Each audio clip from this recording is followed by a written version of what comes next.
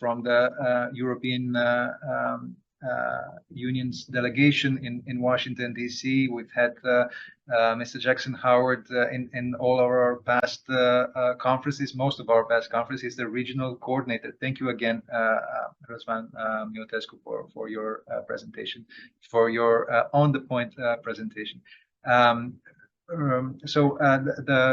He's the regional coordinator of EURAXESS North America, the Transatlantic academic research opportunities platform that brings information about the Marie Curie actions and the European Research Council's funding of transatlantic research. So as you've seen from my introductory message, we at IRF believe that promoting research exchange programs and researchers' transatlantic mobility can develop win-win brain chains that serve both sending and receiving communities. Migrants have always been disproportionately so the demographic driving force at the core of American innovation and economic development, and I think Mr. Miotescu can attest to that in terms of patents and. So our professional and scientific diaspora is part of this wider family of European Union member states diasporas that are similarly engaged in fostering increasing institutional cooperation between academic centers here in the US and EU member countries. And on that point, I would like to give the floor to our guest speaker, Jackson Howard. Thank you so much, Theodore. I think you deserve to draw a salary from our coffers based on how efficiently and how well you promote the work we do. I want to address the audience and just thank you for thank Theodore, thank IRF, but then thank all of you for taking the time to listen to me. I will try to keep this as fast as possible. I am a fast talker, so I think this will be an express version of a presentation where my main goals here are just to leave the breadcrumbs for you on behalf of the European Commission to inform of all of the EU funding, which includes EU member states and then also associated countries. So even for the non-EU member states within Europe, we can basically talk about Europe as a whole and how North America, the United States, other countries and continents can benefit. So give me one moment, I'll share my screen here. And actually what I'm going to do just to open is that I will share all of our URLs in the chat. So please feel free to engage with us. You'll see it starts with our Flashnote email sign-up list. This is basically emails we send twice monthly with information on events like this one that we're not necessarily designing or hosting, but that we're involved with in one way or another. Our shared email address that will reach the two of us. We're a two-person team in Washington, D.C., covering all of the US and Canada, our website, and then our social media channels. And in addition to that, just so that you don't have to take any notes or worry about getting screenshots at just the right second, I'm also just sharing the presentation itself. So you'll be able to access the presentation I'll be sharing in a moment in its PDF format, download and save for reference. So with that said, let me go here to share my screen. Theodore, I will invite you to just interrupt me if there's any technical issues with my internet or with my screen sharing. But for the most part, I really do want to give, I don't think anyone will be an expert at the end of my talk here, but my idea is that you are aware of all the programs and opportunities, whether it's for funding or if it's not for money, for collaboration. And then from there, you feel invited and welcome to be in touch with our office. So we are EURAXESS North America, again, the project of the EU to promote European collaboration with Europe. And this means in both directions. So an earlier speaker remarked on not just receiving Romanians here, but then also having Romanians, Romanian Americans, everybody also be involved with Romania, including going there physically. So that's also part of the mission of the European Commission in this project. So you're welcome to type in that bit.ly link in your browser. It's also I posted the long version of this in the chat just moments ago. And if you have your phone out, you're also welcome to take a moment while I leave this slide up for a few seconds just to scan the QR code. All of them will take you to the same place, which is just the event page we made for this 5th annual conference of IRF, and you'll be able to download our PDF presentation there. So jumping right in, our bread and butter, or the main thing we promote within EURAXESS, is Horizon Europe. This is the current framework program for research and innovation of the European Commission. What this means is the EU funds and implements research and innovation programs on a 7-year basis. So Horizon Europe is the current program. It runs from 2021 through the end of 2027. You may have heard the previous program called Horizon 2020. The one before that was called Framework Program 7. So basically the current and last 7 years worth have been called, have Horizon in the name. So some people will call it Horizon for short. The main activities or information we promote within Horizon Europe are pillars 1 and 2. So what I'll quickly go over in the next 5 or 10 minutes is pillar 1, and the most popular bottom-up grants and fellowships for individual researcher mobility for the most part, called European Research Council grants, and then Marie Sklodowska Curie Actions fellowships. So we use the acronyms on both of these, ERC grants and then MSCA fellowships. You also hear it called by its previous name of just Marie Curie. And there are opportunities for staff exchanges. So if you're involved in your university in a staff capacity as opposed to a direct researcher, or you want to support your own support staff, you can encourage them, for example, to take advantage of the MSCA staff exchanges. We have a lot of recorded webinars on these through every single year, throughout the years. So I would say if you're interested in the staff exchanges in particular, for example, you can contact us and I'll send you a recording to our 2023 edition. So in addition to that, we do pillar 2. That's the opposite of these bottom-up individual researcher opportunities. These are top-down open calls that are defined by the European Commission. They're organized into 6 clusters. You can think of them as categories, but a lot of these categories are clustered together. I will just open up by saying that in the case of PIs of any nationality based in the United States, the funding in pillar 2, the funding itself, the money comes in only in the health cluster. So if your field would perhaps be considered in clusters 2 through 6, there are opportunities to get involved. You can find supplementary funding from US agencies elsewhere. But that said, when I'm talking about the EU providing the money, of course, researchers in Romania as an EU member state PIs will be able to access that as part of these consortium. In the case of US-based PIs, it's only in health. If you have questions about why would you get involved if there's no money on the table, I can speak to you separately about all the reasons why, including unlocking know-how from all the other partners that you'll be involved with. And in the current program we're in, Horizon Europe, the commitment you have to make is the PI joining an international consortium has been lessened. So you don't have to sign the grant agreement because you're not making money, and that's slightly different from previous years. So the EU is constantly receiving researcher feedback. We encourage you to share it with us so we can also convey this up the chain and let the EU know what people on the ground are feeling. And this totals over the 7-year program, 95.5 billion euro. That's over 103 billion US dollars. Divide that by 7. That's the annual amount of funding that you'll see. And I'll just mention that the ERC Council grants, or excuse me, the ERC grants, that's about 16 billion euro. Those MSCA fellowships over the 7 years is 6.6 billion euro. And then from there, Pillar 2 has 53.5 billion euro across those 6 clusters. So we as EURAXESS, everything we do is free. If there's one takeaway I want you to have or to walk away with from this, it's that we won't charge you to talk or to be involved, to consult. So please reach out to us as researchers, reach out to us as university staff, whatever the case may be. So let me jump right in and just try to be mindful of the remaining time. So when you go on our website, it may be a bit overwhelming at first just because there's so much information there. It's not always clear where you would start or what to do. I would say the main service within the EURAXESS portal is a jobs and funding database.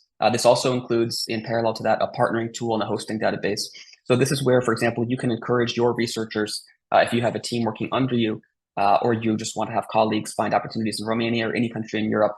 This is where you can find them to access these 4 tools. They have the same interface. They're all on euraxess.org. And for example, toggle Romania or any country of interest, and all of a sudden, 10,000 job opportunities throughout all of the world, but mostly clustered in Europe. You'll find that whittles down to a much more manageable number. You can start typing in keywords, or again, narrow this down based on research career level, and find opportunities relevant to you or to your colleagues. In parallel, especially during COVID, a lot of online career development tools have been released. Some of these are just recorded training videos. Others are interactive quizzes and tools. We've gotten very good feedback from US-based career development offices that have basically said they've incorporated this into their own offerings for their student body and for their researchers.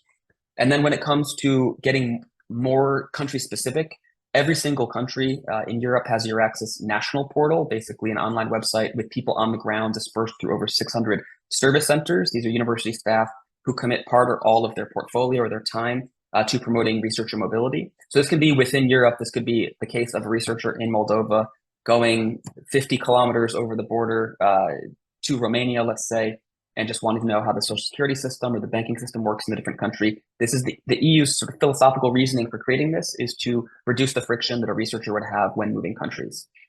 With an original focus on Europe, this is now expanded to worldwide. So I, as EURAXESS North America, am one of the 9 hubs in the worldwide half of the project or branding of the project. So basically, these are countries and continents outside of Europe. So like I said, we're a 2-person team. There's 9 hubs total. We'll answer questions from anyone based anywhere, but our focus is in the United States and Canada. And this is a list of 43 national portals. So just to give you a really quick overview, these are all the 27 EU member states. And then in this list in particular, it will be 16 countries that are called associated to Horizon Europe. And in previous programs, countries would associate as well. So the one exception here on this list is Switzerland. They are not part of the current program, Horizon Europe. They were associated to the previous 7-year program, so they maintain their national portal. And the United Kingdom, because of Brexit, they will reassociate to Horizon Europe starting on January 1st of this year, so just in a couple of weeks. But all the other countries you see on this list that are not EU member states, they've bilaterally negotiated with the European Commission to basically pay into the budget and get access as if they were EU member states. So I can just pick randomly looking at this list, you'll see EU member states, then you'll also see Moldova, for example, Turkey. These are countries that you can think of on the same playing field in the same region with sort of frictionless mobility for the researchers. And all of these national portals, for the most part, will divide into 3 different categories of help. And normally this is across 18 different topics, things like how unemployment taxes work in that country, et cetera, et cetera. So it really doesn't have to be intimidating. For example, if you, let's say you were an American of Romanian descent, several generations down, you want to go to Romania, you don't have to worry about necessarily finding all this out on your own because you'll have a team of EURAXESS colleagues in Romania there to help you. So this is just a quick screenshot of the EURAXESS portal. Like I said, the main service is the jobs portal, which doesn't include just academic jobs. It also includes private sector, and it's not limited to European or EU countries only. So you can post from your own American universities opportunities there and hope to attract talents. And then I just have some quick screenshots on how you can, for example, whittle down and find funding opportunities. I could, if I wanted to, toggle certain research fields and see more specifically what the results are. And for example, this is a job posted today from Romania for a postdoctoral researcher. So it goes in both directions. There's no limitations. So as Teo kindly introduced me, I want to jump right in then to some of those Pillar 1 of Horizon Europe bottom-up funding schemes. I just leave you with this quick overview. There will be a lot of recorded webinars that we've hosted and also co-hosted, spoken at, that I think will present more in depth. We can go over an hour on this topic. But based on how many years post-PhD you are, you will very clearly fall into a certain category of which grant you should apply for. I should clarify that this is to carry out your research in those 43 countries that are the EU member states and those that have paid into the budget. So if you are 3, 4, 5 years post-PhD, you would want to apply to a starting grant. I have here converted to our currency the number of US dollars that the successful applicants get. The ERC starting grant acceptance rate is about 17%. So these are incredibly competitive. These are not the kind of things you apply for with just 1 month remaining, but there are really great tools that are all free that will point you to both from the European Commission and independent that will support you. And also if you, for example, have taken maternity leave, paternity leave, things like that, there is a calculator or a system for calculating adjustments to how many years post-PhD you are. If you've had to serve obligatory national service, there's ways to change your calculation for how far post-PhD you are. But you can see the amount of money you get progressively goes up, and the amount of time that you have to spend in Europe also goes down. So with the starting grants, consolidated grants, you have to spend about 50%, minimum 50% of your time in Europe. Excuse me, consolidated grant is 40, and then 30% for the synergy grants. So from there, I will, you'll see it all referenced in the screenshot, the minimum amount of time in Europe, and then the minimum amount of time on the project. So these are 2 different distinctions. But that said, this would, if your university allows you, you could take an ERC grant, go to Europe, and then, for example, on the starting grant, spend 50% of your time in Romania and 50% in the US if your US university or institute lets you, and then minimum 50% time on that project. So this is just the bullet point summary. I'll leave this so that you can access this in the PDF. I also want you to feel encouraged that out of non-EU member states and associated countries, the US and Canada, the other country I cover from my portfolio, consistently rank in the top.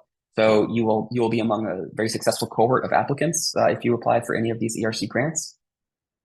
And I would highly recommend you check out the ERC's Executive Agency's YouTube playlist. This is the official EU agency that runs the ERC. They put together extremely professional tutorials alongside our own recorded webinars. On the other side of Pillar 1, you have the Marie Sklodowska Curie Actions fellowships. The difference from the ERC is that these allow you to go in both directions. So you, as PIs based in American universities, could host for 1 to 2 years a postdoctoral fellow from Romania, from anywhere in Europe, and then they would have a 1-year mandatory return phase in Europe.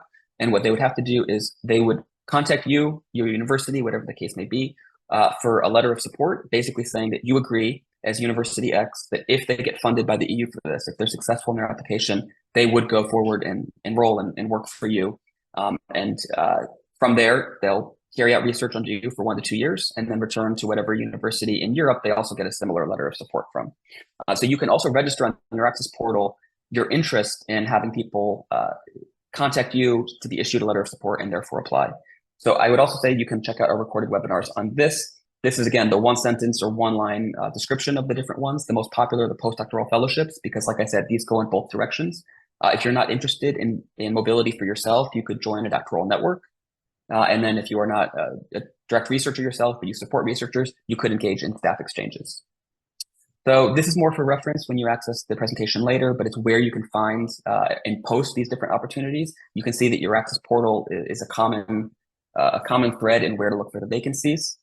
And again, I'll quickly go through my rating slides. This graphic just shows that the European fellowships are to move within Europe, and then the global fellowships are to go in either direction.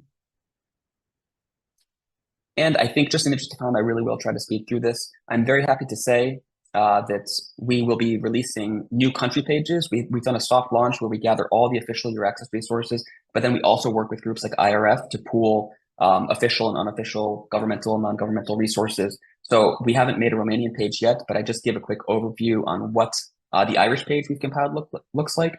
Anytime we've had an Irish government or researcher speaker, we'll record it, we'll put it on this dedicated country page. The Immigration Research Forum will have its own page on this portal at the end. So I thank you in advance, Theodore, for working with me to consolidate some resources. And then if you didn't already click the link in my first chat post, you can subscribe to our newsletter. We will make that country resource post for Romania. And then we also encourage researchers, just for your own background context, to connect with the European diaspora networks that are present in the United States. That's why we're such a close partner of IRF, and why we thank you, Theodore, for speaking at our annual meeting just about a month and a half ago. So I will let this I will let these be links that you click in the PDF that you choose to access later. You can also ask all Horizon Europe and EU funding related questions to NCPs based in Europe, because there are not national contact points for the majority of topics in the United States or Canada. So that will be a clickable link when you access the PDF later. I would also encourage you, as part of my closing slides here, to look into cost actions. If you just type in, as you see, uppercase COST actions into your favorite search engine, it should be the first link that comes up. But basically, these are bottom-up. This is bottom-up funding to create networks with European countries that in turn provides funding for networking. So as US-based researchers, you would not be eligible for the funding itself, but your colleagues, your counterparts, your friends in Romania would be able to apply, because Romania is a member of the COST network. And then you would be able to, with essentially paying your way to go to Europe, they would be able to put together with generous EU funding networking events that they otherwise wouldn't be able to. So encourage your partners to look into this. I think it's a really good resource that you'd be able to get in a secondary mechanism. There's information on supplementary National Science Foundation funding that the EU's compiled, and the guide that you can click there. If I didn't do the job with my talk here, there's a 3-page guide from the EU, how and why to participate in Horizon Europe. I would encourage you to read that through. And then some of you may be working for universities that are Jean Monnet Centers of Excellence, but I encourage you just to realize that this is a resource. Basically, certain universities can apply to be Jean Monnet chairs, and they have to have a certain number of courses at their European Studies centers or something like, or similar dynamics, but they receive funding to further promote Europe and European studies. So they serve as a very good resource on all things Europe and EU funding. We sort of think of them as partners of ours. So in short, we link you to Europe. We link European-based colleagues to you. So please see us as a resource. We don't charge for anything we do. If you have funding opportunities you want us to disseminate, regardless of which side of the Atlantic it's on, send it to us. And then if you check our emails twice monthly, you'll see that we have those too. So my colleague is Dr. Daria Butina-Karajan. She and I together are in Washington, D.C., representing EURAXESS North America. So that email address you see on your screen will reach both of us. And if you just type in EURAXESS North America on any of the social media platforms or YouTube that you see below, you'll be able to access us through those channels. So thank you very much. I apologize for going a few minutes over time, Theodore, but I look forward to maybe seeing if there's any questions in the chat, and otherwise following other people afterwards. So thank you, everyone. And I look forward to joining you in the audience tomorrow. Thank you, Jackson, and thank you for I'm so grateful for your support and you featuring the Romanian American diaspora among EU scientific diasporas. It's quite an honor. You will never be replaced by artificial intelligence. I don't think any AI can present as fast and such a huge amount of information in such a short period of time. I think there's no danger there. You were incredible in providing us so many resources to follow up on.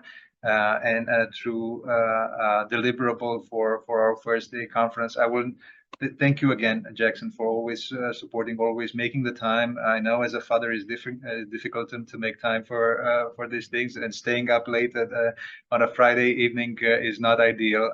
I greatly appreciated your support. Thank you.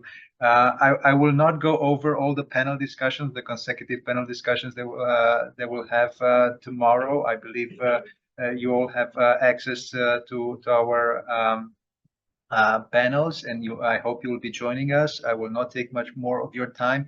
I did have another presentation for this evening from our Fulbright Commission for Educational Exchanges in Brussels, particularly on the Fulbright Schumann program, which is a counterpart to what Jackson has been describing in many ways, and we'll have that as an informative session tomorrow. I think we can just now absorb all this information shared with us by Jackson. I thank you all of our presenters who were kind enough to take their time and put this together for us. We so appreciate your effort and your dedication to our national community, our community of professionals. Looking forward to seeing you all tomorrow.